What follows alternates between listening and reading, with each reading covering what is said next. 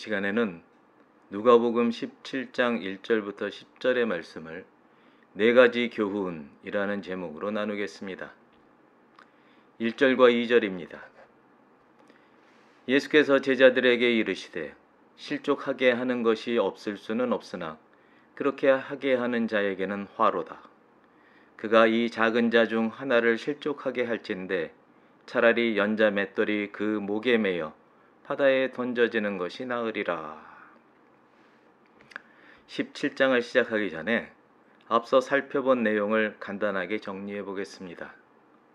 15장은 예수님이 바리새인 부류에게 비유로 회개에 대해 가르치신 내용이었습니다. 16장은 제자들에게 하시는 교훈으로 시작했지만 도중에 바리새인 부류가 예수님의 가르침을 비웃는 일이 생겼습니다. 그 바람에 예수님의 말씀이 바리새인 부류를 향한 내용으로 잠시 우회했습니다.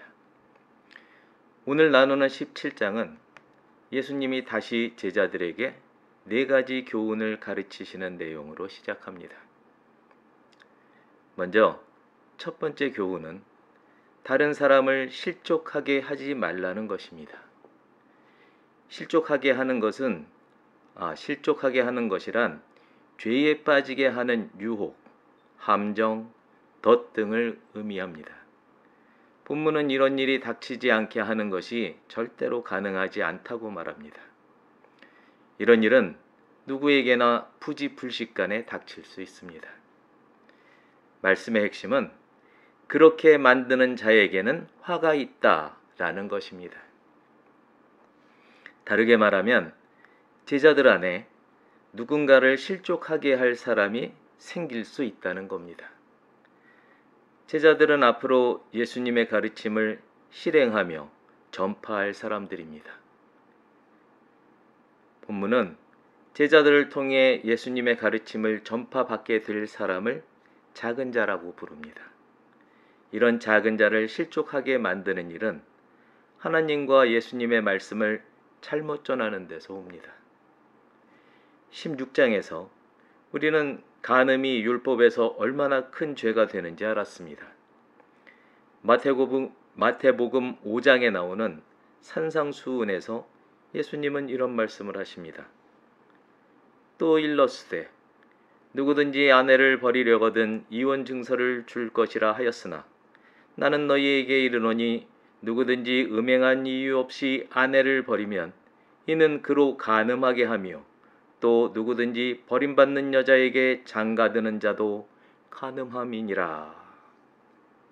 이 말씀은 신명기 24장 1절 말씀에서 연유된 것으로 그 원문을 보면 사람이 아내를 맞이하여 데려온 후에 그에게 수치되는 일이 있음을 발견하고 그를 기뻐하지 아니하면 이혼 증서를 써서 그의 손에 주고 그를 자기 집에서 내보낼 것이요 라고 되어 있습니다.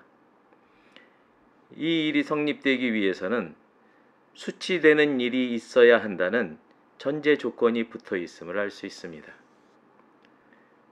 그러나 예수님 시대의 유대인들은 이 전제 조건을 무시하고 단지 이혼 증서를 줘서 버려라 라는 내용만을 율법의 내용으로 알고 있었습니다. 그 결과는 무엇입니까? 율법에 어긋나는 줄 모르고 10계명의 7번째 계명을 어긴 죄를 짓게 되었습니다. 누가 이렇게 가르친 겁니까? 바리새인과 그들의 서기관들입니다. 그러면 그 적용을 가르친 바리새인과 서기관들은 무슨 짓을 한 겁니까? 천국문 앞에서 저도 안 들어가고 들어가려는 자도 못 들어가게 한 겁니다. 지금 예수님은 이처럼 율법을 잘못 가르치는 일이 얼마나 무서운 결과를 낳는 줄을 교훈하시는 겁니다. 예수님은 믿음의 초보자인 어린 성도들을 실족하게 하느니 차라리 연자 맷돌에 난 구멍에 목이 끼어져 바다에 던져지는 게 낫다고 하십니다. 세상을 하직하는 데 더해서 아예 자취마저 지우라는 얘기입니다. 하나님 말씀에서 한 점을 빼거나 한 획을 더하는 짓은 그 말씀뿐만 아니라 하나님을 헛되게 합니다. 이런 짓을 하는 자는 살아있어도 이미 죽은 겁니다. 이런 자들이 많아지면 이 땅이 바로 지옥입니다.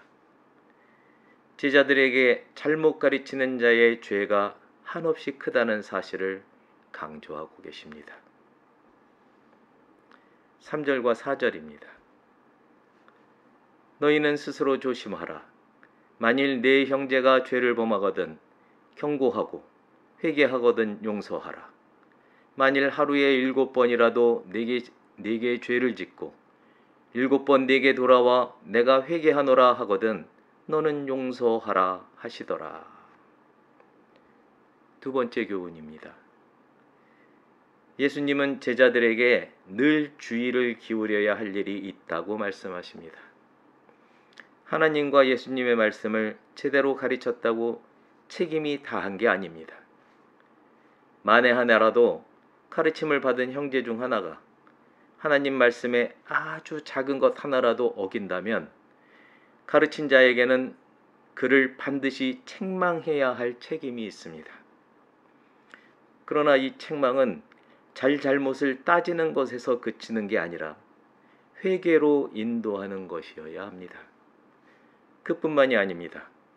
그 형제가 회개하고 돌아온다면 아버지의 마음으로 용서하고 받아들이기까지 해야 합니다. 용서에서 언급된 7번이라는 표현을 들여다보면 이런 생각이 듭니다. 7째 날은 창조의 역사를 마친 날로서 하나님의 거룩한 날인 안식일입니다. 그런데 예수님은 이 안식일에도 구원 사역을 베풀었습니다. 용서는 구원의 시작입니다. 이런 측면에서 본다면 또한 안식의 시작은 용서입니다. 예수님은 태초부터 영원까지 쉬지 않고 매일같이 우리를 용서하십니다. 또한 7번씩 7번이라는 표현은 모든 것을 원점으로 돌리는 희년의 개념으로 치달아 용서의 종말을 고합니다. 용서가 없다는 건 죄가 없다는 말입니다. 우리를 향한 하나님의 구원 계획은 그 뿌리가 태초에까지 뻗어 있습니다. 더 중요한 사실은 용서하라는 명령에는 반드시라는 의미가 부과되어 있다는 겁니다.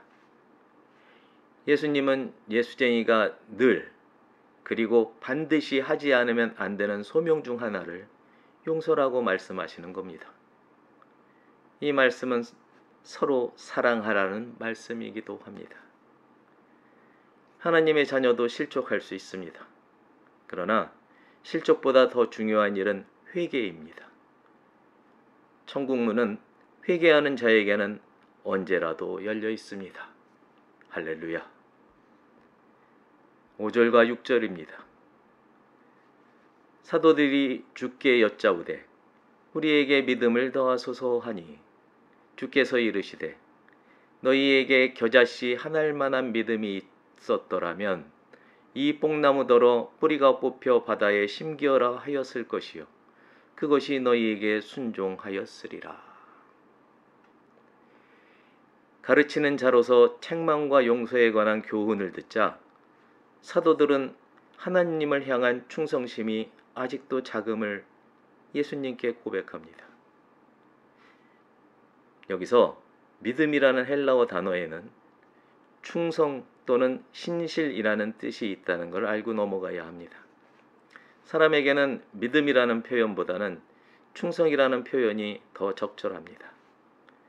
이 고백은 그저 말뿐이 아닌 뼛속에서 우러나오는 진실임을 알 수 있습니다. 사도들이 말하는 더하소서라는 표현에 대해 예수님이 말씀하는 바는 이렇습니다. 겨자씨 한 알만한 충성이라는 표현은 이미 더할 게 없다는 긍정의 뜻입니다. 단지 제자들은 충성하는 방법을 모를 뿐입니다. 골로새서 3장 17절 말씀입니다. 또 무엇을 하든지 말에나 일에나 다 예수의 이름으로 하고 그를 힘입어 하나님 아버지께 감사하라. 예수 이름의 권세와 이를 이루시는 아버지께 드리는 감사가 모든 것을 가능하게 합니다. 뽕나무 뿌리가 바다에 심기는 일이 생긴다면 그것은 말 그대로 기적입니다. 그러나 이 일도 겨자씨 한 알에 지나지 않은 충성심만 있다면 일어납니다. 예수의 이름과 아버지께 드리는 감사. 물론 여기에는 전제가 붙습니다. 뽕나무 뿌리가 바다에 심어지는 게 하나님의 뜻인가 아닌가 하는 겁니다. 또는 내가 선포한다고 할지라도 하나님의 뜻이라면 이루어질 것이요, 그렇지 않으면 일어나지 않을 거라는 충성된 마음입니다. 중요한 점은 선포하지 않으면 아무 일도 일어나지 않는다는 겁니다. 또한 이루어질지 아닐지와 이루어지는 시간은 하나님만이 아십니다. 우리가 할 일은 다음과 같습니다. 예수의 이름으로 이 뽕나무 뿌리가 바다에 심어져라. 아버지의 뜻을 이 땅 위에 이루실 것으로 인해 감사합니다. 나머지는 하나님의 시간에 성령님이 하십니다. 이것이 세 번째 교훈입니다. 7절부터 10절까지입니다. 너희 중 누구에게 밭을 갈거나 양을 치거나 하는 종이 있어 밭에서 돌아오면 그더러 곧 와 앉아서 먹으라 말할 자가 있느냐? 도리어 그더러 내 먹을 것을 준비하고 띠를 띠고 내가 먹고 마시는 동안에 수종 들고 너는 그 후에 먹고 마시라 하지 않겠느냐? 명한 대로 하였다고 종에게 감사하겠느냐? 이와 같이 너희도 명령받은 것을 다 행한 후에 이르기를 우리는 무익한 종이라 우리가 하여야 할 일을 한 것뿐이라 할지니라. 네 번째 교훈입니다.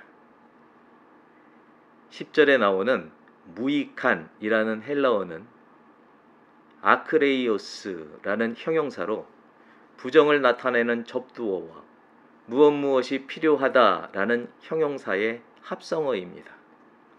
그런데 필요하다는 말은 부족하다라는 의미를 내포하고 있으므로 부족하지 않다는 뜻으로도 해석이 될 수 있습니다. 그리고 종의 독백 후반부가 우리가 할 일을 한 것뿐이라 라는 점을 참작하더라도 부족하지 않다라는 의미가 더 잘 어울립니다.